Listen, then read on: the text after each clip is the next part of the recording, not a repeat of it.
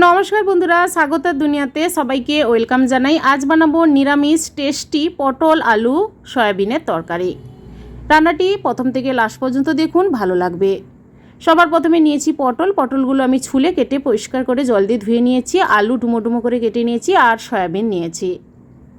সবার প্রথমে গ্যাসটা অন করে কড়াই মধ্যে বেশ কিছুটা পরিমাণ জল দিয়ে সয়াবিন সেদ্ধ করতে দেব সামান্য লবণ দিয়ে। মিনিট 3 টাইম দিয়ে সয়াবিনটা সেদ্ধ করে নিলাম। এরপর মিক্সি জারে একটা মশলা পেস্ট করে নেব। দিয়ে দিচ্ছি 2 থেকে 3টে টুকরো করে নেওয়া আদা, একটা টমেটো, চাল মগজ দিয়ে দিলাম। আর পোস্ত আমি জলে আগে থেকে ভিজিয়ে রেখেছিলাম 2 টেবিল স্পুন পোস্ত, আর 3 থেকে 4টে কাঁচা লঙ্কা, আর সামান্য পরিমাণ চিনে বাদাম দিয়ে দেব। আপনারা এখানে কাজু বাদাম ব্যবহার করতে পারেন। অল্প জল দিয়ে মশলাটা পেস্ট করে নেব। মশলাটা পেস্ট করে নেওয়ার পর গ্যাস অন করে কড়াই মধ্যে দিয়ে দিচ্ছি রিফাইন তেল। পটলগুলো আমি ভাজতে দিয়ে দেব। অল্প লবণ আর হলুদ দিয়ে গ্যাসের ফ্লেমটা হাই টু মিডিয়াম করে সবগুলো পটল প্রথমে আমি ভেজে নেব। লবণ হলুদ মিশিয়ে লাল করে ভেজে নিতে হবে পটল। আর পটল বেশি কড়া করে ভাজবেন না, তাহলে পটলের যে স্বাদ ওই স্বাদটা থাকে না।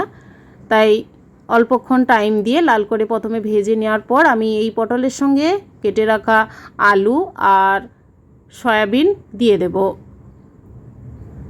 সয়াবিন আর আলু পটলের সঙ্গে আরও মিনিট 2 টাইম দিয়ে গ্যাসের ফ্লেমটা লো রেখে ভেজে নেব।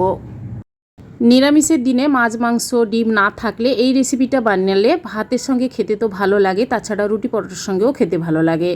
ভাজা হয়ে গেছে, এবার আমি প্লেটে ঢেলে নিলাম। এবার ওই কড়াইতে দিয়ে দেব সর্ষে তেল 3 টেবিল স্পুন, একটা তেজপাতা, শুকনো লঙ্কা ফাটিয়ে দিলাম, লবঙ্গ, দারচিনি, ছোট এলাচ দিয়ে দেব,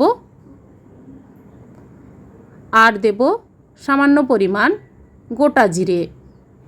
গ্যাসের ফ্লেমটা লো রেখেই মশলাগুলো তেলের মধ্যে নাড়াচাড়া করে নেব। আর সুন্দর একটা গন্ধ আসতে শুরু করলেই তারপর আমি দিয়ে দেব মিক্সিতে পেস্ট করে রাখা মশলা। মশলাটা দেওয়ার পর আরও মিনিট 3 টাইম দিয়ে মশলাটা কিন্তু ভালোভাবে কষিয়ে নিতে হবে।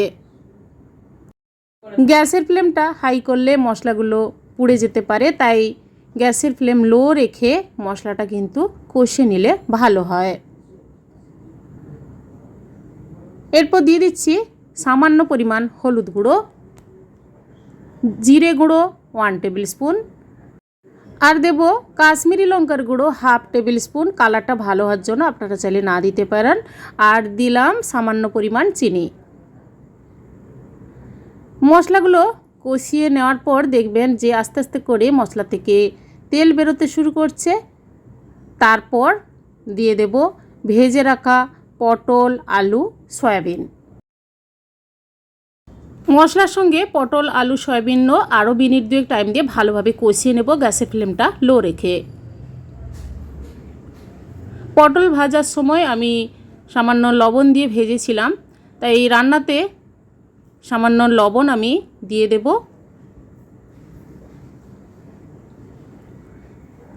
নিরামিষ রান্না বানাচ্ছি, আপনারা পটল, আলু, সয়াবিন, রসুন কিংবা পেঁয়াজ দিয়ে রান্না করেছেন, তবে নিরামিষের দিনে এইভাবে রেসিপিটি বানাবেন, খুবই টেস্টফুল হবে খেতে। এরপর দিয়ে দেবো আমি জলটা আমি এখানে উষ্ণ গরম জল ব্যবহার করব। আর ঝোলের গ্রেভি আপনারা যে যেমন খেতে পছন্দ করেন সেইভাবে অনুপাতে জল দেবেন। আমি এখানে গ্রেভিটা একটু বেশি রাখবো, যেহেতু গরম ভাতের সঙ্গে সবাই খাবে। 3 বাটির মতো আমি জল দিয়ে নাড়াচাড়া করে ঢাকা দিয়ে মিনিট 10 ফুটতে দেব গ্যাসের ফ্লেমটা হাই টু মিডিয়াম রেখে।